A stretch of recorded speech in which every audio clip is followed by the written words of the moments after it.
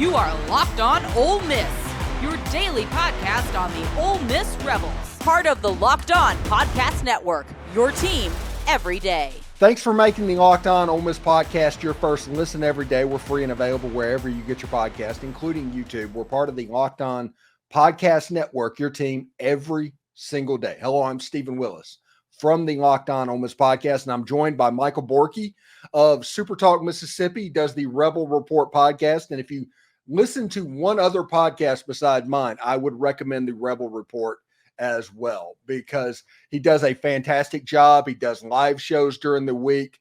It is just really a good listen. And honestly, Michael, whenever I go on my morning walks, before I do my video recording that, it is usually your show that I'm listening to. Love it. Glad to hear that. We're trying for sure. I'm glad that I decided to do the live element, because solo podcasting, I'm not building anything. I'm not digging ditches. Our radio audience, it's so funny. Anytime we complain about how hard our job is, we get reminded that, there's a guy that's got headphones on while he's like a line worker, and we got a lot of farmers that listen. And I got to be reminded that this is not hard at all compared to what other people do. But solo podcasting is really hard. It is very, very hard. So doing the live chat has made it a lot easier, just having somebody to bounce things off of. But yeah, I'm enjoying it, and I hope that people like it, and kind of crescendoing into this big season upcoming. Yeah, from essentially when Ole Miss baseball quits being relevant, whenever that happens, until the first day of fall camp, and I know you don't like that phrase, but training camp. Yeah. Well, my opinion on this, by the way, I do have an opinion, and it's legit. Training camp has never been in the fall. It was never designed in the fall. So whenever people came up with the term, it was a camp for the fall. Football is played in the fall. It's a camp for that. That is where that has come from, in my opinion, because not in Mississippi. I mean, if you're doing something in August, you're not believing it's fall. I can respect that. I understand it. I've tried, and Haydad and I have tried so hard to get people to like ask us questions. What do you see in training camp, not in fall camp? It's an exercise in futility. But yeah. I mean, it's a billion degrees up here today. I got a new AC unit last year, and it's being put to the test. I mean, it's still basically brand new, and buddy, it is just constant, just all day, just running. So we know what kind of shape that thing's in right now, because it's still comfortable in here. But I can't imagine that it's very fun football practicing right now. And the high schools in the area, they don't have climate-controlled IPFs. I mean, I drive by a high school every day, basically, and those kids are always outside working. They don't get an indoor facility like other people do. I feel more bad for them than any college team. Yeah, just remember, I played high school football in Simpson County, Mississippi at McGee back in the 1900s for our Gen Z listeners, to where drinking water and water at practice was a sign of weakness to coaches in 100 type days in Mississippi. That happened. That was a real thing. Now, we weren't the Junction Boys. It was kinder and gentler than even that generation, but it was difficult on high school athletes, although I was in the best shape of my life. Yeah. Oh, yeah. And we did one time, we did the garbage bag thing, and I think we got in trouble for that, where they wanted us to sweat so bad that coach told us to bring jackets or sweatshirts, and if you didn't, he would put a garbage bag over you, cut a hole for your head, and put a garbage bag on you. And that was only a one-day thing. And then we did 4-a-days once. We went to a camp outside of Myrtle Beach, and the sand on the East Coast, you know this, the sand on the East Coast is not that really nice white sand like we get on the Gulf. No, here. And by the second day, we had torn up the grass, and underneath the grass on coastal South Carolina is like a black sand. And the linemen were burning their hands, putting their hands on the ground for practice. And we did 4-a-days for 4 days.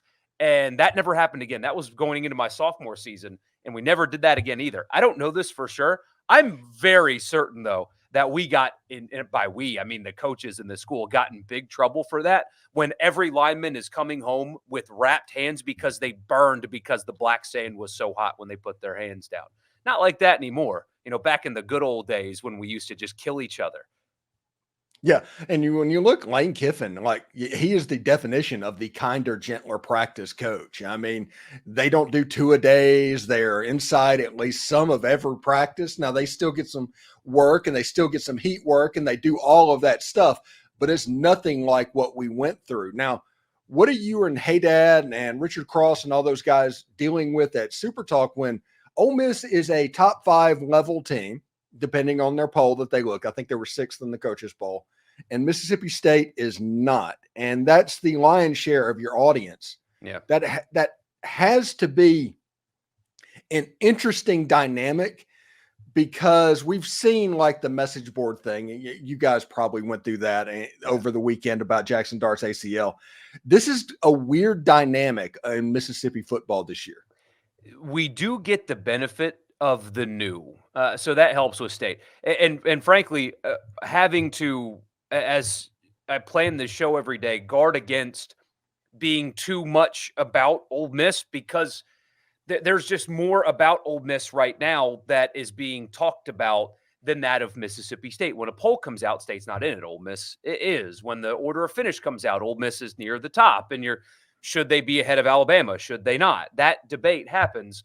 Mississippi State is picked at the bottom, and the debate is should they be ahead of Arkansas or not? And that's not a conversation that really anybody wants to hear in depth of. So naturally, there's going to be more just about Ole Miss going into this season, considering what is expected of them, watch lists, Heisman Trophy odds, playoff odds, those kind of things all just kind of lean that way. But at least for State, there's new. If this was going into year 2 of Zach Arnett, it would be almost impossible to talk about Mississippi State football. I mean, almost impossible. At least there's new. It's new coach. What's the new offense going to look like? It's new quarterback. It's an entirely new offensive line. It's a new set of wide receivers. It's a new defensive coordinator.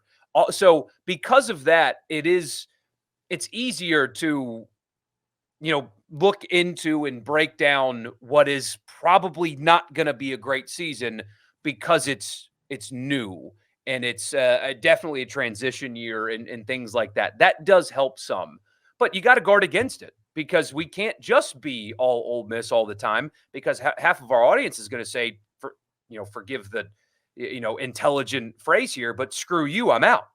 I'll go somewhere else or nowhere at all if you're just going to be nothing but Ole Miss all the time. It's a delicate balance that you always have to go through. But there are just times where one team is better than the other, and they get more coverage as a result of being better than the other. In 2021, all we did was talk about Mississippi State baseball at the end of the baseball season. In 2022, all we did was talk about Ole Miss baseball because of the national championships. This is just one of those things. It does frustrate our audience sometimes, but when you've got a possible one-of-one season since my father was born, it's going to just get more attention, and our audience just has to live with that. It's a frustrating, at times, difficult balance to achieve, though. Yeah, I do caution like Ole Miss fans and everything whenever the thing happens with Jackson Dart. It's like, go easy on State fans because you are literally sitting smack dab in the middle of Mississippi State's darkest timeline right now. Pretty much. You could probably argue when it just comes to football and football only that the LSU game last year was truly darker than it is today because at least you could talk yourself into something new. But yeah, this is a huge season for Mississippi State. And I know that, their win total is 4, right? But Jeff Lebby has to show forward progress because in this era where money matters so much more than it ever has, if you are not showing something that people can buy, it's even harder for you to go get players. Look at what they did defensively in the transfer portal. Almost nothing. Frankly, they did a really bad job in the transfer portal on the defensive side of the ball. They had a need at every position, and they got what you think is a true impact transfer in Stone Blanton. And I don't know if he's a one-of-one replacement for the guys that he's expected to step in and replace, with Watson and Johnson both departing. So you're already seeing there's not much to buy situation unfold. Now, if you don't see forward progress from them this year, it's going to be even harder to go out and get the guys that you need, because it's financially driven more so than it's ever been. So they've got it. This is, again, 4 is the total, but Lebby's got to show a lot, even if it doesn't translate to 8 wins, or else the build is going to be difficult because it's all financially based. Yeah, and especially everybody needs to realize that Vanderbilt is kind of starting to coalesce a little bit and get a little bit serious about football, what they're doing in their stadium. Yeah, they are legit trying. And to the fact that they went out to a 10-win G5 team and took every good player and the entire coaching staff to come to Nashville this year. So I'm really interested to see Vanderbilt, what they can do. And honestly, the Bobby Petrino story, the bottom part of the SEC is at least going to be interesting this year. No doubt. I mean, and it's funny, I was looking at the top 25 that you mentioned too, and like Texas A&M is mixed in there. And it's the same phenomenon with the top 25 that it is the bottom of the SEC. It's once you get to a certain point, I could make an argument for any of these teams being at number 10 in the SEC. I can make an argument for a dozen teams to be ranked number 16 in the preseason poll. There's a lot of unknown in the league. There's a lot of unknown in the middle to not bottom of college football, but that there's so much parity, maybe not the right word, because we're not talking about great teams, but there is so much balance in the middle to bottom of the SEC right now. I mean, I could make a case that Vanderbilt should be ahead of Arkansas right now, but I can make the case that Arkansas should be ahead of South Carolina at the same time. It's very, very interesting, despite the teams not being particularly good. Thanks again for making the Locked On Ole Miss podcast your first listen every day, and thank you very much for tuning in. Tune in after this break. We'll talk about Ole Miss in fall camp. We are going to get to that. We're going to continue to talk about the SEC, and we're also going to talk about Furman, because Michael, he's a little bit of a Furman guy from back in his younger days. So we'll talk about that a little bit as well. But I do want to let you know that GameTime is the place to get Ole Miss tickets. They have killer last-minute deals, all in prices, views from your seats, and the lowest price guarantee. GameTime takes the guesswork out of buying Ole Miss tickets. You know, there's not a bad seat in Vaught-Hemingway Stadium, but here you can see exactly what it's going to look like before you buy. They have the lowest price guarantee, event cancellation protection, job loss protection. Basically, their whole suite of customer service is very good. So take the guesswork out of buying Ole Miss tickets with GameTime. And with this being the most anticipated season in Ole Miss history, I might be able to help you out with tickets as well. So download the GameTime app, create an account, and use code LOCKEDONCollege for $20 off your first purchase. Terms apply. Again, create an account, redeem code LOCKEDONCOLLEGE. That's all one word, for $20 off. That'll get you a nice little break if you're interested in Oklahoma or Georgia tickets. Heck, I think Kentucky might be sold out at this moment as well, which leaves the Mississippi State game as the only game that you can get individual tickets to that is an SEC game. So tune in, download the GameTime app today. Last-minute tickets, lowest price guaranteed. Are you watching Fox Sports or ESPN on your TV all day and you have to turn down the volume with all of that shouting? Make the switch to Locked On Sports today, or Locked On College Sports. It's a free 24/7 sports streaming channel program for you each and every single day to bring you the biggest stories without all of that screaming. Locked On Sports Today brings you can't-miss analysis, opinions, and news, streaming 24/7 on YouTube or the free Amazon Fire TV channels app, part of the Locked On Podcast Network, your team every day. So, Michael, let's start talking a little bit about fall camp. And, you know, you haven't actually been in person at fall camp, but yeah, you know some people that you know the right people to know about what's going on. What is the big storyline out of fall camp for you right now? To me, it's that they're in no hurry.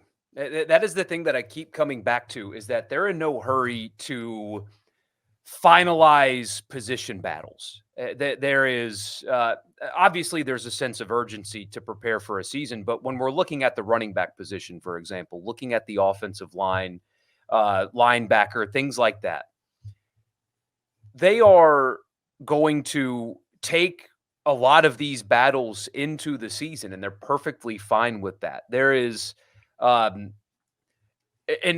aura of relaxed when with Lane Kiffin and their approach to camp. You mentioned it earlier that they're taking like an NFL style approach to training camp anyway. He talked about that, but I don't think they're in any hurry. So when, who's going to start on the offensive line? What are the rotations? They are doing a lot of different things, and they're going to keep doing a lot of different things, and they're going to do a lot of different things when they play Furman in Middle Tennessee. They are that's the thing that I keep coming back to, and that's what I keep hearing from Lane and players and then people on the ground, so to speak, that they aren't in a hurry. Like, hey, who's leading the offensive line? Well, some guys haven't really been fully practicing anyway, but they're going to mix and match. They're going to try a lot. They've got a lot of options, and there's no reason as we sit here on August 6th for them to hammer down, this guy's going to start here, and I know that now, or this competition has to be decided by week 1 because, well, it's Furman, so they don't have to. They're getting work done, but it's more of, we're in no hurry. It's a long camp. It's a long season. They've got essentially a couple of preseason games before Wake Forest. Just we'll figure this out as we go. That's the biggest takeaway that I've gotten so far, is that they're not desperate to hammer home these position battles yet.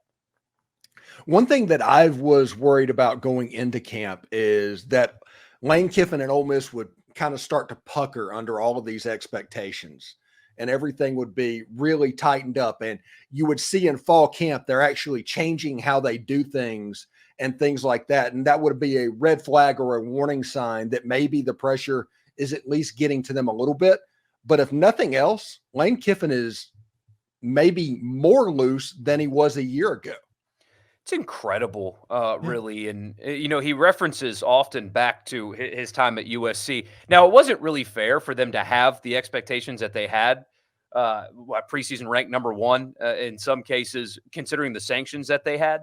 There was no way that they could have built the national championship team with the sanctions that he inherited when he got there. But still, references back to that all the time, and the way they approach that versus the way they do now. And look, it's he is very quick to criticize and very slow to praise, and he's having a hard time criticizing right now, because the approach that they are taking reminds me of professionals, and not just the, hey, we're not killing each other in camp, we're doing a ramp-up period. That's a very NFL thing to do because they have 17 games. Well, they expect to play almost 17 games this season. They need to be just as sharp in week 1 as they are in the middle of January. But it's not even just that. It's the way that they talk to each other. It's the way that they prepare. It's the kind of player that they go after. Referencing back to SEC media days, but when I was talking to Trey Harris, when I was talking to Jared Ivey, I came away with those interviews thinking, these guys sound like pros. Jared Ivey sounded like Cam Jordan to me, guy that's been in the NFL for a decade and a half. They are very much aware of what the expectations are, but they're also very keenly aware of what they haven't been to this point and what they need to do to get to that point. It is so different than what you usually hear from college kids. They don't even use the phrase, I'm excited. It's like, hey, Trey Harris, for example. I asked him, I was like, hey, this time last year, nobody knew who Trey Harris was. Now every booth sitting around us right now is talking about you being one of the best players and one of the best wide receivers in college football. How do you manage that? And he's like, I'm not going to be that unless I start running better routes. like that's their approach. It's okay. It's great that people are talking about me, but I haven't won anything yet. I haven't done anything yet. Cool. I had a nice season last year. So what? Jared Ivey, same thing. Yeah, we were better defensively last year, but if we don't take another step forward, we're not winning a championship. So it's nice to hear that people think that we're going to be good, but until we get good, it doesn't matter. They're their approach from head coach down to player reminds me of NFL players, a very professional approach. And I think because of that, expectations aren't scary because they're out there, but it's you haven't won anything yet. You haven't achieved anything yet. So, yeah, those expectations are great, but individually, it's very frank. It's very professional. It's different than what you hear from a lot of college programs, different from you hear from a lot of coaches and players from other schools. They sound like kids in some cases, or the coaches sound like salesmen. Lane Kiffin doesn't sound like a salesman. The players don't sound like kids. And I think that is going to translate to success on the field. They're not afraid of it because they're comfortable in this situation, just like a professional is. You know, whenever I worked for Ed Orgeron at Ole Miss, one of his favorite things when he got hired to talk about was that how practice is going to be tougher than what they have to face on the field on Saturday and all that stuff. That's standard coach speak. Most everybody says that.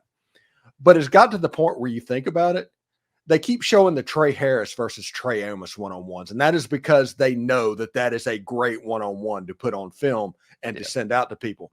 But it's getting to the point where I just didn't know if I would ever see the day to where that saying was even in the ballpark of being a real thing that Ole Miss has to deal with, because this is a talented football team.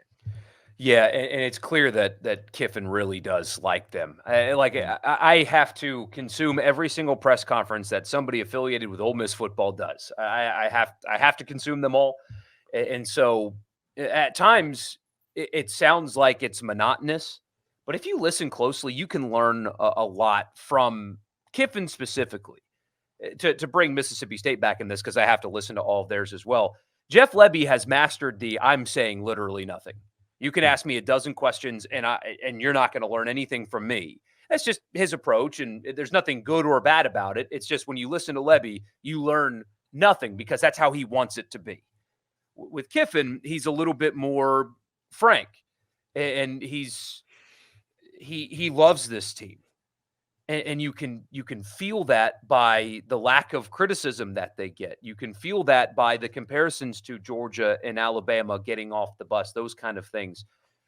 He loves this football team. And how could he not? You look at the defensive line, and Hardy, for example, on the defensive line, the Jacksonville State transfer, who, by the way, was exceptional in the South Carolina game. If you want to do like a one-of-one comparison, I know the Conference USA is not the SEC, but when he played South Carolina, he stood out. So there's at least a one-game sample size of he's got the physical ability to compete at this level. Chris Hardy would be a, oh my gosh, this guy better be good or else player on how many Ole Miss defenses of the past? All of them. Almost all. The answer. and he's not going to start. Xavier Harris, not going to start. But how many Ole Miss defensive lines would he be like? That's the best player on the defensive line. Almost all of them. And you've got that in the secondary at safety. You have a couple of transfers that I don't think are going to start, but that they certainly can. And the guys in front of it, that's where this Ole Miss team is even different than I think some people think it is. They have the all-22 talent, but Ole Miss has had all-22 talent in the past to be nationally competitive. What I'm more impressed with is who the twos are. Who the twos are at safety, who the twos are on the defensive line, and the threes in some cases on the defensive line. The fact that their first practice, they had 3 of the portal linemen not participating in team, and the 5 offensive linemen were 4 returning starters and a guy with over 30 starts in his college career. Look at the running back room in the production that they have. The group of wide receivers, I did the numbers yesterday, and this isn't every single player, but this is the receivers that have FBS experience or I expect to play. They have 9,075 FBS receiving yards in that room in 74 touchdowns. 9,075 receiving yards in 74 touchdowns at wide receiver. What they have at the twos is why I'm so confident that they're going to achieve the goals in front of them. I don't know if it's a national championship team, but I would be shocked at this point if they do not make the playoff because of the depth. not just the front end talent that they were able to achieve. And Kiffin clearly sees that. And how could he not? It's what they have built roster wise is truly nationally competitive, which is a rare thing at Ole Miss. I did a show on Monday that said Lane Kiffin is acting like a coach that he thinks his team can compete for a title.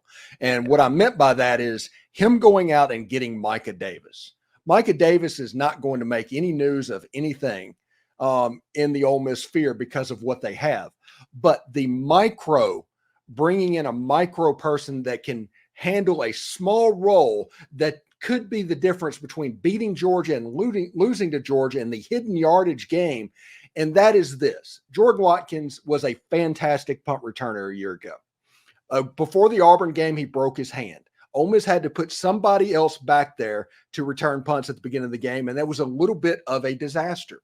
Lane Kiffin, through the transfer portal in August, went out and found a good 10 yards per returner from a G5 school that was transferring, that in case that happens again to Jordan Watkins, all of a sudden you have that backup punt returner that you should be able to count on.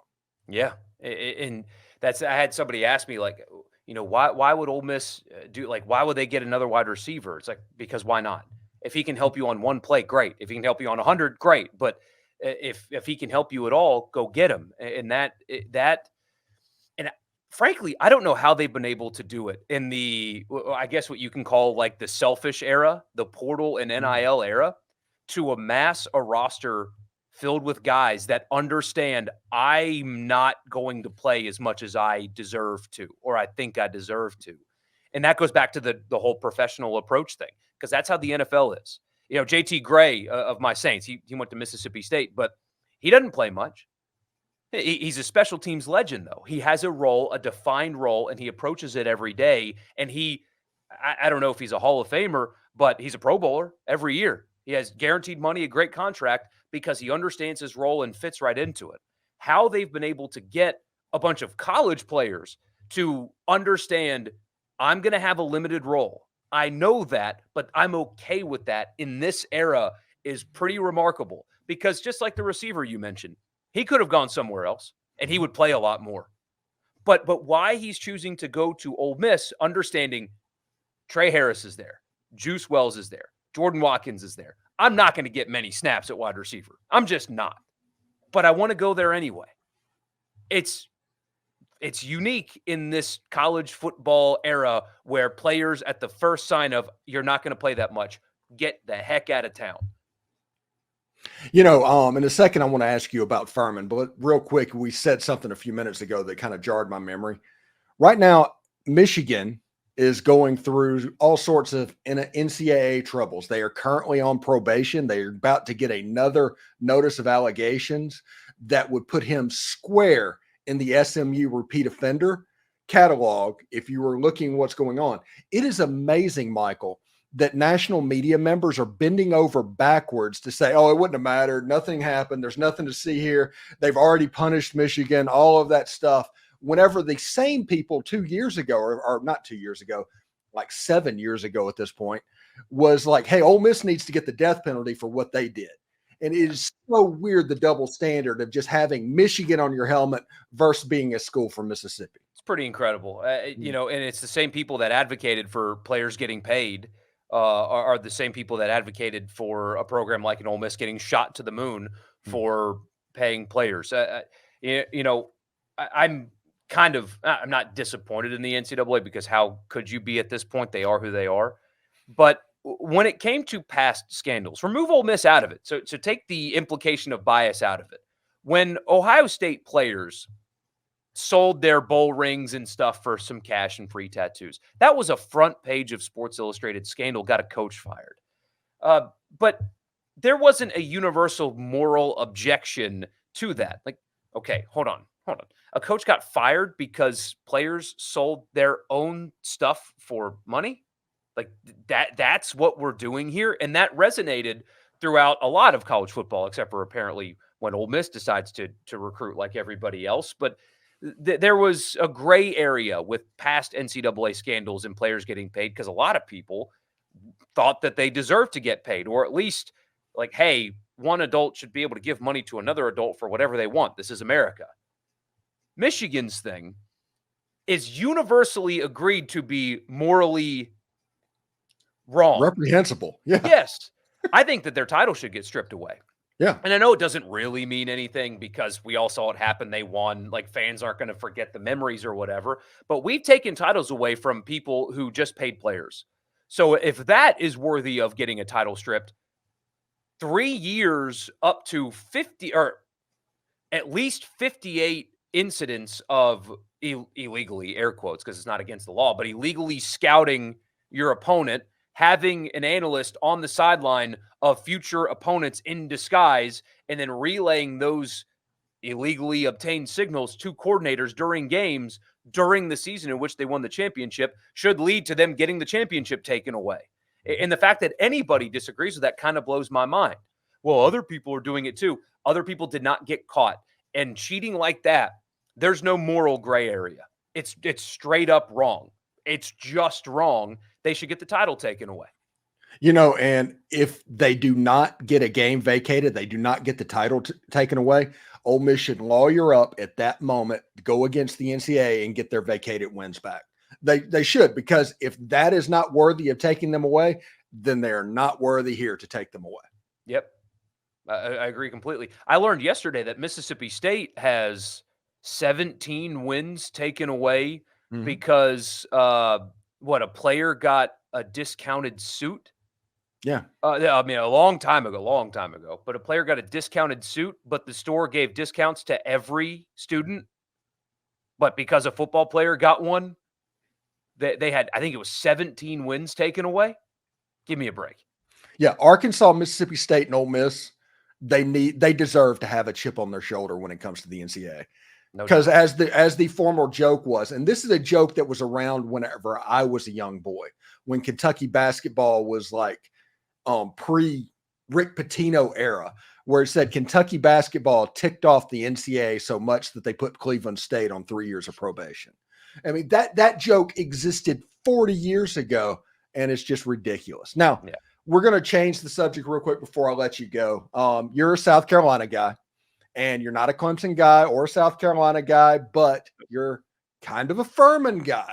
Grew up going to Furman games, man. Every Saturday. That's what we did. And I tell people all the time is like, hey, this is, if you want to have an SES matchup, this isn't North Dakota State, but it's not far off of that. This is a playoff level team right now. They are. And, unfortunately for the old Paladins, they lost their quarterback to Jacksonville State. Tyler Huff at the portal is going to play for Rich Rod now. And a lot of starters from last year's playoff team that should have won in Montana. They gave up 2 returns for touchdowns and lost in overtime. I mean, just come on. But it's a well-coached team. Look, they won't be able to match up physically with Ole Miss in any way. But when it comes to FCS teams, it's not like you're getting a bad one. Clay Hendricks is a really good coach. He was the OC at Air Force before he took over at Furman. They have a tight end had a tight end that's in the NFL now. Again, they lost a lot from last year's team. It's a good program. Do they do the Service Academy offense? Kind of. So Curtis Roper is their offensive coordinator. He came from Holy Cross. So they do use running quarterback, and they will do some option stuff, but it's not exactly what Air Force does. It's got more modern, or I guess normal elements, but yes, they absolutely use a running quarterback. They give you shotgun option looks just like Air Force does. As far as FCS teams go, very few are going to be able to give you a better look. Very few are going to be better coached. Very few are going to have better players. So, I mean, Ole Miss will still win by 50 if they want to, but you could do a lot worse scheduling-wise. You'll get a decent look for an FCS team, of course, but very different-looking team this year than last year, and they don't use the portal very much at all. You would think that an FCS team would want to try to take advantage of some of these guys that maybe don't have a home and like, hey, you can come here and start and play and, make the playoff or whatever, but they don't use it much. It's a hard school to get into, and they don't waver academically very much, but it's a good, solid program that plays good football. They don't have a Walter Dolan. Yeah, JJ Pegues is not walking through that door. The first time that there's a 4th and 1 and they put JJ Pegues in the backfield is like, good, okay. Oh God. It's going to be rough. Now, before I let you go, like I do during the course of the season, me doing a daily podcast every day. I love the season because it brings routine. I do the What Do We Learn episode on Monday. Tuesday will be the keys versus whoever the next Ole Miss opponent is. Wednesday will be a what to watch for. Thursday, if there is a crossover, will be that day. And Friday will be the Why Ole Miss Wins episode. So I think it's going to be funny, like whenever Ole Miss goes up against Furman and I do the Why Ole Miss Wins, everybody's going to say, well, of course they're going to win.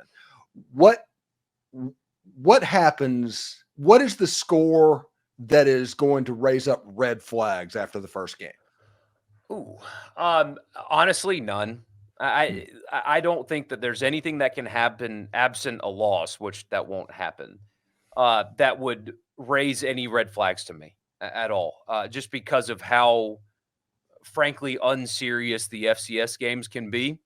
I would be more concerned if you see it 2 weeks in a row. If they struggle a little bit early, if they're clearly disinterested, I guess you could question like the lack of focus or things like that. But there is nothing about what will happen in this game other than injury. Knock on everything around other than injury that would truly concern me. I believe in this roster. I believe in the coaches. We've seen everything that they are capable of already. And so if they struggle a little bit with Furman, I'll just chalk it up to they were disinterested looking ahead kind of thing. Now, if they struggle a little bit with Furman and then they struggle a little bit with Middle Tennessee, that's when I'll start putting up flags. But there's really not much that will make me wonder. And frankly, Kiffin's time at Ole Miss, they take care of business. I would be surprised if they don't come out and play well and bury them early and then cruise in the second half like they've done with lesser opponents basically the entire time. My opinion on the FCS game, and everybody likes the FCS game, and it's important because it basically funds the lower divisions of college football by playing those games. Like their athletic department gets funded by those games. I think they need to go away, though, and I think that the FBS schools should schedule them as a spring game. Do away with the spring transfer portal window so you're not worried about that. But you can do that without these FCS schools having to go to Alabama the week before the playoffs. Yeah, and the only hang up would be, would they get the same amount of money? But you're right. I am an advocate for the FCS games because I grew up going to FCS football. It's why I love the game. There are 63 players. I think it's 63, right? The scholarships that they get. Mm-hmm. I think it's 63. A lot of those programs would shut down if they don't get the $500,000 check from playing these games. A lot of them would. They need it, like you said, to survive. When Presbyterian played at Ole Miss, they used the check to put lights in their stadium. They didn't have stadium lights. That's the funding here, but I know they're irrelevant. Nobody cares. We get that a lot from our audience when we talk about this. Is, well, who cares about Furman? Who cares about Tennessee, Chattanooga? A lot of people. Maybe not as big as Ole Miss, but a lot of people do. And a lot of people have been given opportunities that they may not have gotten otherwise as a result of them. So these games need to stay. If they're played in April, fine, as long as they stay. Because getting rid of them will get rid of a level of football or some. Okay, good. That we need. Yeah, it should be really cool. And everybody, thanks for making the Locked On Ole Miss podcast your first listen every day. We're free and available wherever you get your podcast, including YouTube. We're part of the Locked On Podcast Network, your team every day. Michael Borkey from Supertalk, Rebel Report. Everybody knows I like that podcast. What have you got going on this week, bud? So just all training camp, just hammering training camp, especially centered around the NFL approach. That'll be the next episode, is why they're doing this and why I think this is the best course of action in the new playoff era. It's not like it used to be. It's not soft. It's smart. So that'll be the next episode, is why they're doing this and why they need to do it this way if they want to achieve their goals.